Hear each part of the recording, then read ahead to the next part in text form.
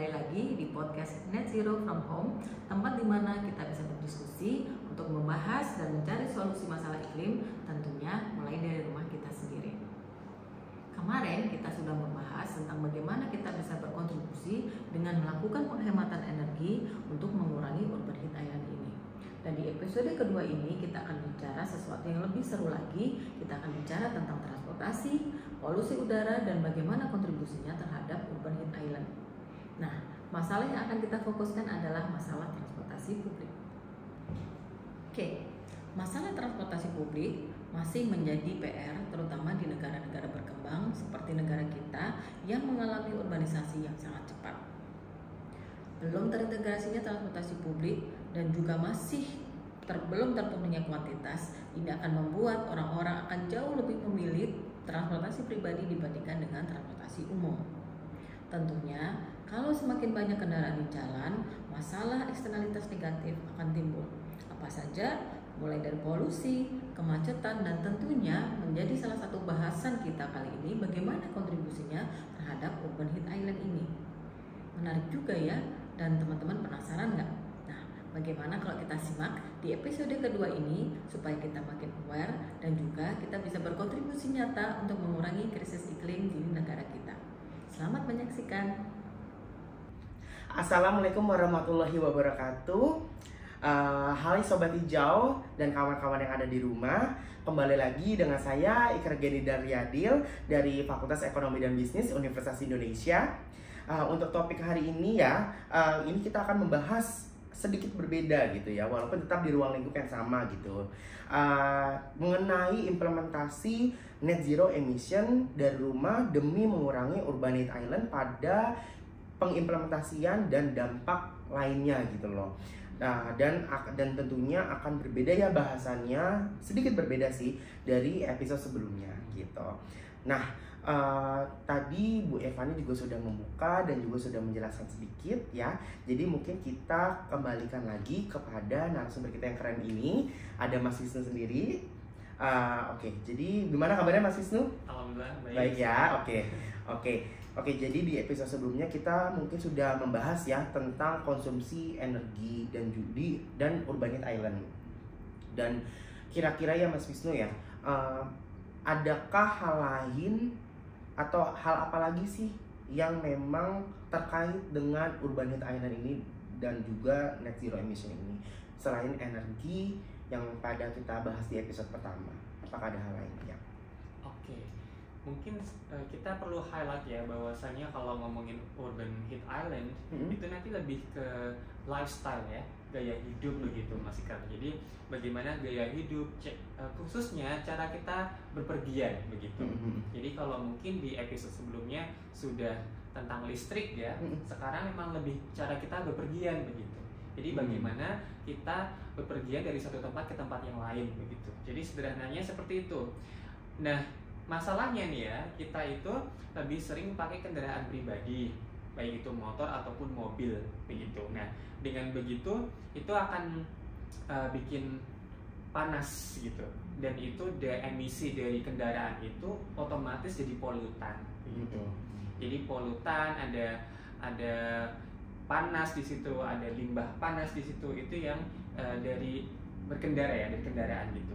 Jadi ada limbah panas di situ, kemudian ada emisi polutannya, ada CO gitu ya, ada NOx, ada PM2.5 yang makin memperkeruh dan memperburuk kualitas udara dan membuat semakin panas.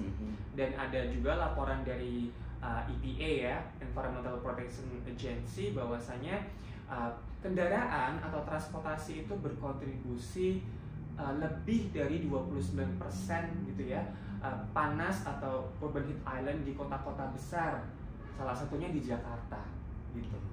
Oke, baik. Jadi untuk hal-hal lainnya itu yang akan dibahas itu lebih ke moda transportasi dan juga polutan atau polusi udara seperti itu ya. Dan itu tadi juga sudah dijabarkan oleh Mas Wisnu sendiri hal-halnya apa saja dan juga fakta-fakta secara teoritis ataupun memang yang ada kita yang ada di lapangan gitu kan. Oke. Nah, untuk pertanyaan selanjutnya ya Mas Wisnu ya, mungkin akan lebih ngomongin ke kendaraan atau moda transportasi. Nah, salah satu penyebab polusi udara kan juga memang disebabkan dari kendaraan kan. Betul. Nah, secara spesifik nih, bisa nggak ya dielaborasi oleh Mas Wisnu sendiri bagaimana kendaraan ini menyumbang polutan yang mempengaruhi si urban heat island itu sendiri?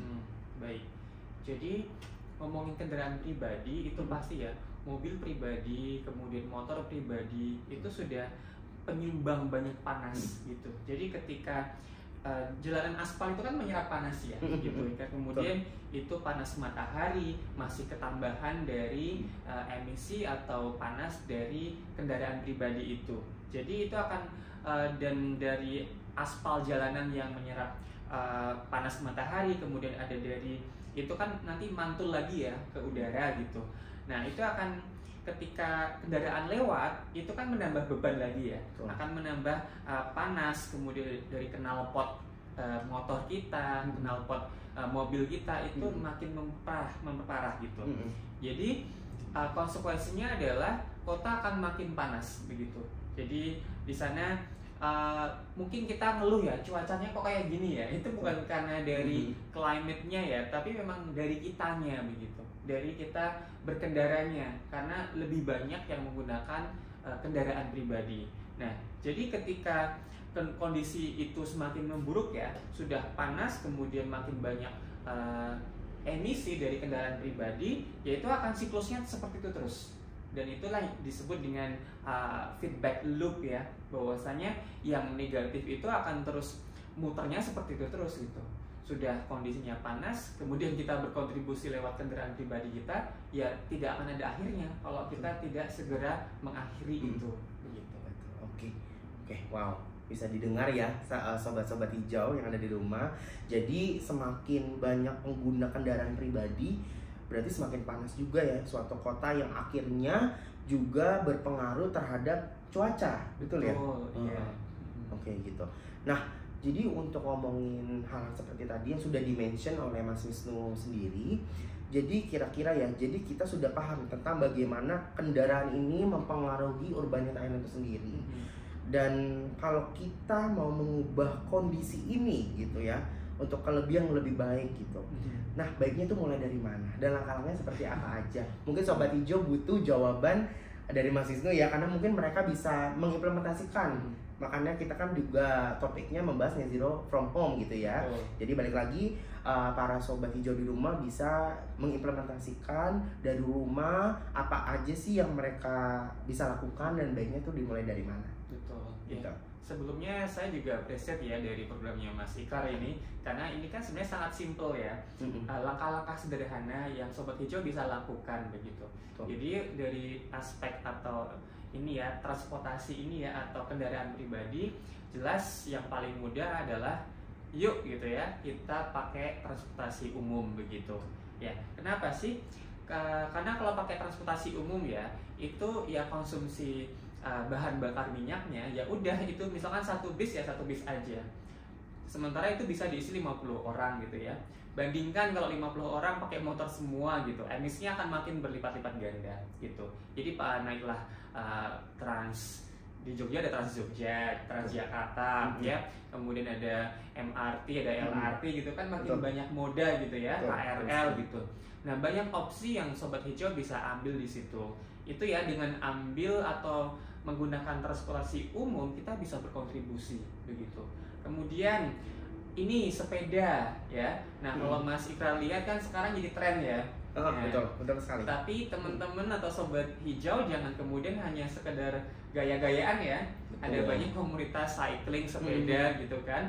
Kalau bisa ya memang untuk berangkat kerja gitu ya, atau berangkat ke kuliah, ke kampus, UI kan rimbun gitu ya, seru banget kan kalau sepedaan gitu.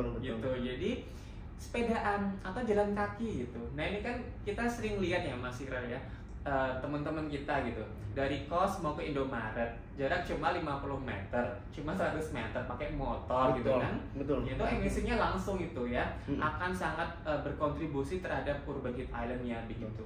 Jadi jalan kaki lah gitu. Saya juga ini ngajar itu kan ada 2 kampus ya, maksudnya kampus saya dari kampus 1 kampus 2 gitu. Tiap hari itu saya jalan kaki gitu, bolak-balik karena ngajar di kampus 1 kampus 2. Kurang lebih 200-300 meter kan lumayan ya, itu saya jalan kaki ya. Bisa tanyain mahasiswa saya atau teman-teman yang lain, saya selalu jalan kaki bawa payung gitu kalau itu pun hujan begitu. Jadi itu karena saya yakin saya itu mencoba untuk berkontribusi seperti itu. Jadi itu dari sepeda ataupun jalan kaki gitu. Itu kan sangat simpel ya Mas ya, kita bisa melakukan itu. Jadi ketika kita melakukan hal-hal seperti ini, kita bisa lebih aware dan kita bisa merencanakan perjalanan yang efisien ya, baik itu modanya, kemudian efektivitas dari energinya juga. Nah itu kita sudah mencoba berkontribusi untuk mengurangi urban heat island gitu. Oke, wow. Sangat berguna sekali ya informasinya Mas ya. Jadi memang itu semua adalah langkah-langkah sederhana untuk sobat hijau di rumah ataupun ibu rumah tangga ataupun siapapun itu yang bisa dilakukan di rumah sih untuk mengurangi ya urban heat island itu sendiri gitu kan. Nah jadi ya kita bisa melakukan itu bersama-sama sih di rumah, tanpa harus keluar rumah pun kita bisa melakukan itu dengan gampang dan simple gitu. Nah oke. Nah move another question, mau nanya juga sih untuk dalam segi ekonomi ya, perspektif ekonomi gitu, dampak ekonomi dan dalam mungkin reduksi urban heat island sendiri gitu kan. Nah kita nih udah mau masuk pertanyaan terakhir ya. Waduh cepet sekali nih kayaknya diskusinya. Nah lalu bagaimana sih Mas kira-kira langkah ini tuh bisa mengurangi si urban heat island ini mungkin dalam segi ekonomi atau secara ekonomi gitu. Itu gimana itu ya? Betul.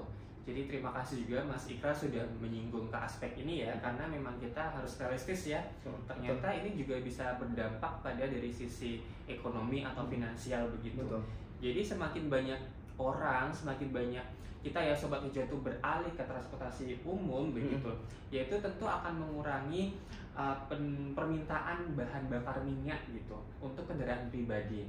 Tadi ya analogi sederhananya adalah ketika 50 orang bisa naik satu Transjakarta gitu ya, atau 60 orang gitu, atau bayangkan ketika KRL begitu kan panjang itu gerbongnya bisa ratusan orang, bayangkan ketika mereka harus naik kendaraan pribadi ya, naik motor, naik mobil gitu.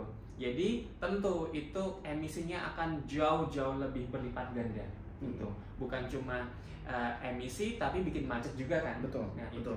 Jadi permintaan BBM-nya juga berkurang, itu kan kita bisa hemat di situ. Pemerintah juga tidak harus ngasih subsidi BBM. Mending subsidi BBM-nya dialihkan ke katakan misalkan ruang terbuka hijau ya. Kita kan masih sangat ini ya, kekurangan ruang terbuka hijau atau RTH gitu. Jadi bikin RTH yang banyak di kota-kota besar ya, taman-taman, RTH, ada banyak pohon-pohon di situ, ada sirkulasi udara supaya kotanya hijau dan udaranya juga makin berkualitas begitu. Nah, kemudian jelas ya ketika tadi lebih banyak orang pakai transportasi umum gitu, emisi juga jelas akan turun. Nah, limbah panas juga akan berkurang secara agregat di sini. Jadi di sini sudah kayak hukum alam ya gitu. Dan kemudian ketika penggunaan transportasi massal itu juga lebih efisien secara energi dan secara efisien secara energi dibandingkan ketika per individu tadi ya, itu sudah saya sampaikan tadi. Nah, kemudian ini yang perlu kita juga galakkan ya, bukan hanya dari rumah tadi, kemudian teman-teman ya sobat hijau di sini di kampus, di sekolah gitu ya, itu bisa juga campaign gitu, menyuarakan dan juga mengajak, mengkampanyekan tindakan-tindakan yang lebih real seperti ini. Betul sekali. Oke. Jadi dengan kata lain kita bisa konklusikan ya, pilihan kita hari ini bisa membentuk struktur ekonomi kota yang lebih ramah lingkungan ya, bisa dibilang ya. Dan juga dampaknya tidak hanya kepada kita diri sendiri, tapi juga kepada lingkungan. Itu juga sangat berdampak ya. Jadi langkah-langkah yang kita lakukan nih Sobat Hijau, walaupun langkahnya sekecil apapun, maupun itu cuman jalan kaki, mungkin terdengarnya sangat remeh ya. Jalan kaki doang emang bisa mengubah ya? Tentu saja bisa gitu kan. Jadi itu benar-benar sangat berdampak untuk ekonomi kota sih menurut saya gitu. Jadi dan juga dengan kita tidak menggunakan transportasi secara berlebihan dan menggunakan transportasi umum lebih tepatnya ya, bukan transportasi pribadi, itu bisa mengurangi macet gitu kan. Jadi Jakarta kan bisa terkenalnya tanda kutip macet, bikin stres, bikin emosi segala macam. Jadi dengan kita melakukan dan mengimplementasikan hal-hal yang Mas Wisnu tadi sudah sampaikan juga, seperti jalan kaki, menggunakan transportasi umum, sepeda, itu juga mungkin bisa mengurangi emosi kita saat di jalan ya, dan bisa juga mengurangi macet juga gitu sih. Apalagi kan di Jakarta ataupun di kota-kota besar lainnya, jalanan tersendiri ya udah di-provide di mana-mana gitu ya, untuk pesepeda gitu, pejalan kaki, pesepeda sudah sangat di-provide. Jadi menurut saya sih memang itu sangat efisien ya tadi hal tadi, dan efektif untuk dilakukan demi menurunkan urban heat island itu sendiri gitu sih. Jadi oke, Sobat Hijau, jadi udah di penghujung diskusi ya untuk topik hari ini ya. Jadi ya yuk, mungkin Sobat Hijau di rumah bisa mempertimbangkan lagi, bisa naik transportasi umum atau menggunakan transportasi umum. Bukan cuma hemat biaya dan waktu ya, benar, tapi juga bisa membantu menurunkan suhu kota dan juga mengurangi polusi udara yang ada gitu ya. Jadi teman-teman atau Sobat Hijau di rumah bisa selalu ingat ya, jadi solusi besar itu selalu dimulai dari keputusan atau langkah kecil yang kita lakukan gitu. Jadi itu bisa membantu kehidupan kita bisa jauh lebih baik ya ke depannya gitu. Jadi itu aja teman-teman dan Sobat Hijau di rumah. Terima kasih banyak sudah mengikuti perjalanan topik dan diskusi yang seru kali ini di kedua episode podcast kita yang sudah kita lakukan, dan dihadiri juga oleh Mas Wisnu selaku juga ekspertisnya di bidang ini dan sangat relevan dengan topik yang sudah dibicarakan. Jadi sangat informatif sekali ya. Terima kasih Mas Wisnu ya untuk informasi dan juga mengisi acara pada kali ini. Jadi untuk Sobat Hijau di rumah, stay smart dan stay sustainable. Itu saja, kami pamit undur diri ya. Saya Ikra Gendariadil dan juga narasumber kita Mas Wisnu Budi Waluyo. Assalamualaikum warahmatullahi wabarakatuh.